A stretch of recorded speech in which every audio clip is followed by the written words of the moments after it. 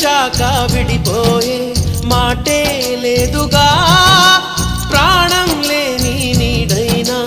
దూరం కాదుగా గాలికి పోయే గాలైనా గదిలో దాగునా అర్థం కాదే నాడు అసలీ వేదనా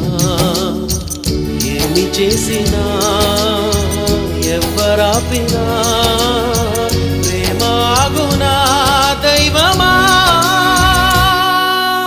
అనగనగనగా ఒక ఊళ్ళో ఉందో గోరిక